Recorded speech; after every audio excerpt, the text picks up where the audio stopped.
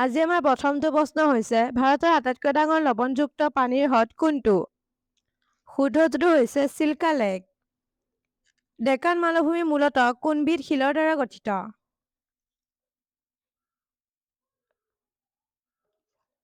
শুদ্ধটো হৈছে basalt.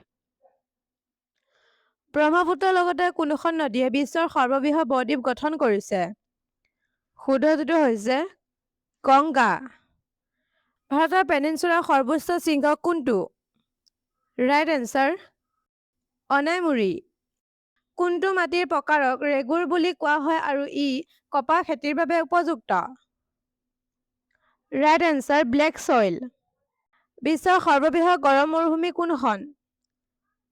Right answer Sahara. কোনটো জলপ্ৰণালীয়ে লোহিত সাগৰ আৰু এডেন উপসাগৰক সংযোগ কৰে?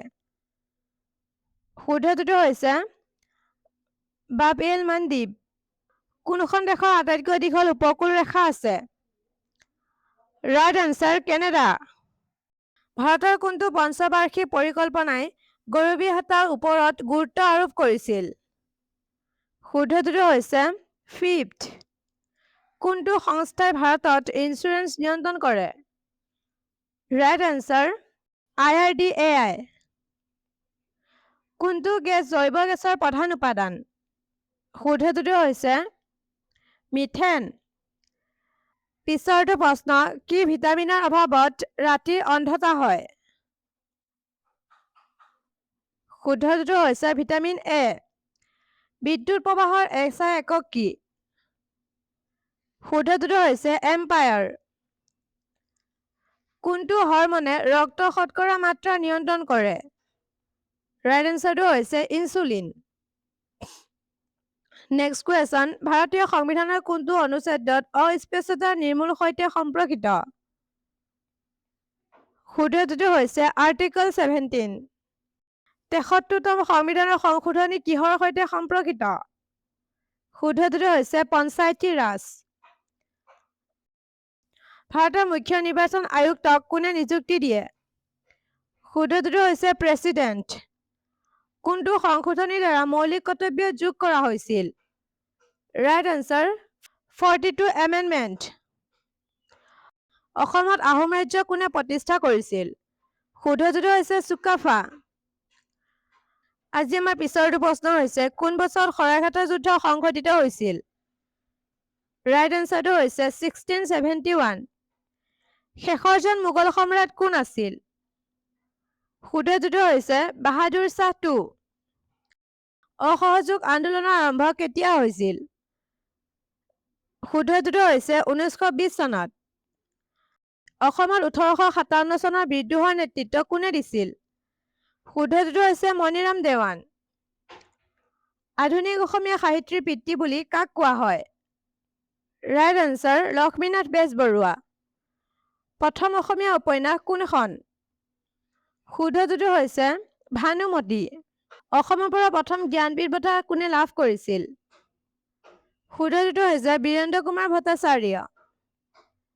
নেক্সট কুৱেশ্যন, কীৰ্তন ঘোষাৰ লেখক কোন? শুদ্ধটো হৈছে শ্ৰীমন্ত শংকৰদেৱ।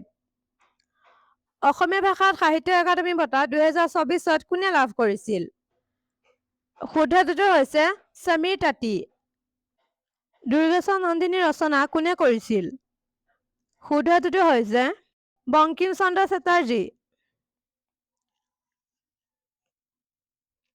ব্ৰহ্মপুত্ৰ নদীৰ কোনখন ৰাজ্যৰ মাজেৰে ভাৰতত প্ৰৱেশ কৰে? শুদ্ধটো হৈছে অৰুণাচল। কোন আহোম ৰজাই শৰাইঘাটৰ যুদ্ধত মোগলসকলক পৰাস্ত কৰিছিল? শুদ্ধটো হৈছে স্বৰ্গদেউ চক্ৰধ্বজ সিংহ। কোন বছৰত অসম চুক্তি স্বাক্ষৰিত কৰা হৈছিল? শুদ্ধটো হৈছে 1985। বিখ্যাত অসমীয়া উপন্যাস মিৰি জীয়ৰী কোনে লিখিছিল? Right answer Rajanikanta Bordoloi. নামদফা ৰাষ্ট্ৰীয় উদ্যান উত্তৰ পূব ভাৰতৰ কোনখন ৰাজ্যত অৱস্থিত? শুদ্ধটো হৈছে অৰুণাচল প্ৰদেশ। পিটছ ইণ্ডিয়া আইন কোন বছৰত গৃহীত হৈছিল যাৰ ফলত ব্ৰিটিছ ভাৰতৰ দ্বৈত শাসনৰ সৃষ্টি হৈছিল? শুদ্ধটো হৈছে 1784। ভাৰতীয় সংবিধানৰ কোনটো অনুচ্ছেদত শিক্ষাৰ অধিকাৰৰ সৈতে সম্পৰ্কিত? আৰ্টিকল 21 কোন তাৰিখত ভাৰতীয় সংবিধান গৃহীত হৈছিল? Right answer 26 November 1949। ৰাজ্যসভাৰ সদস্যসকলক কিমান বছৰৰ বাবে নিৰ্বাচিত কৰা হয়? শুদ্ধটো হৈছে 6 বছৰ। কোনটো অনুচ্ছেদৰ অধীনত ভাৰতৰ নিৰ্বাচন আয়োগ গঠন কৰা হৈছিল? শুদ্ধটো হৈছে আৰ্টিকল 324। পলাচী যুদ্ধৰ ব্ৰিটিছ ইষ্ট ইণ্ডিয়া কোম্পানী আৰু কাৰ মাজত সংঘটিত হৈছিল? Right answer Siraj Uddaula. দিল্লীত 1857 চনৰ চিপাহী বিদ্ৰোহৰ নেতৃত্ব কোনে দিছিল? ৰাইট এনচাৰটো হৈছে বাহাদুৰ শ্বাহ জাফৰ। কোন বছৰত ভাৰত ত্যাগ আন্দোলন আৰম্ভ কৰা হৈছিল? শুদ্ধটো হৈছে 1942 চনত। 1885 চনত ভাৰতীয় জাতীয় কংগ্ৰেছ কোনে প্ৰতিষ্ঠা কৰিছিল? শুদ্ধটো হৈছে এ.অ. হুম। জালিয়ানাৱালাবাগৰ গণহত্যা কোন বছৰত সংঘটিত হৈছিল? শুদ্ধটো হৈছে 1919 চনত। কোনজন স্বাধীনতা সংগ্ৰামী দেশবন্ধু নামেৰে জনাজাত আছিল? Right answer Chittaranjan Das. British ভাৰতৰ শেষৰ ভাইচৰ কোন আছিল? শুদ্ধটো হৈছে লৰ্ড মাউণ্টবেটেন। সূৰ্যৰ নিকটতম গ্ৰহ কোনটো? শুদ্ধটো হৈছে মাৰ্কিউৰী। বৈদ্যুতিক প্ৰতিৰোধৰ একক কি? ৰাইট এনচাৰ ওম। উদ্ভিদৰ সালোক সংশ্লেষণ কোনটো অৰ্গেনেলত হয়? শুদ্ধটো হৈছে ক্লৰ'প্লাষ্ট। আজি আমাৰ শেষৰটো প্ৰশ্ন হৈছে পৃথিৱীৰ বায়ুমণ্ডলত কোনটো গেছ আটাইতকৈ বেছি পৰিমাণে আছে? শুদ্ধটো হৈছে নাইট্ৰজেন।